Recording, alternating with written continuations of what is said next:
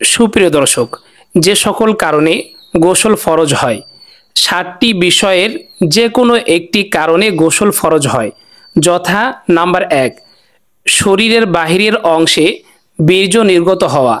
যখন সহবাস ছাড়া কাম উত্তেজনার সাথে বীর্য নিজ স্থান থেকে পৃথক হয়ে যায়, তখন স্বামী স্ত্রী উভয়ের উপর গোসল ফরজ হয়ে যায়।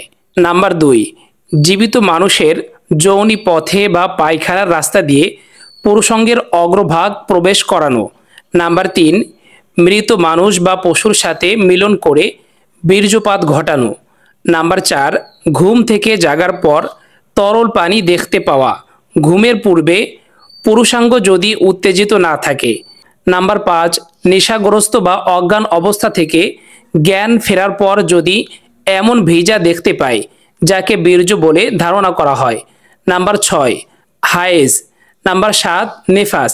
বিশুদ্ধ মতামত হলো, উক্ত বিষয়গুলো যদি ইসলাম গ্রহণের পূর্বেও সংঘটিত হয় তবুও গোসল ফরজ হবে। মৃত ব্যক্তিকে গোসল দেওয়া ফরজে কিফায়া। লিঙ্গের অগ্রভাগ কাটা ব্যক্তির বিধান: যার লিঙ্গের অগ্রভাগ কাটা, তার হাসপা পরিমাণ কোনো স্ত্রী লোকের যৌনিতে তথা লজ্জা স্থানে প্রবেশ করলে গোসল ফরজ হয়ে যাবে। তখন বীর্যপাত হোক বা না হোক, গোসল ফরজ হয়ে যাবে।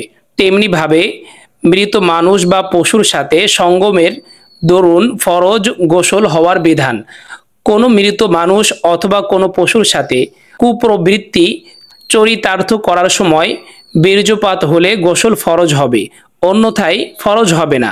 সুপ্রিয় দর্শক, আমরা জানতে পারলাম কোন কোন কারণে গোসল ফরজ হবে। একজন মানুষের যদি গোসল ফরজ হয়, অবশ্যই তাকে পবিত্র হতে হবে। তাকে গোসলের যে ফরজগুলো রয়েছে সেগুলো আদায় করে গোসল করতে হবে, নতুবা তার গোসল কখনোই হবে না।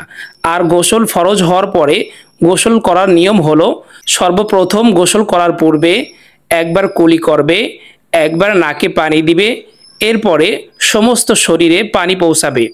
এভাবে গোসল করলে ফরজ গোসল আদায় হবে।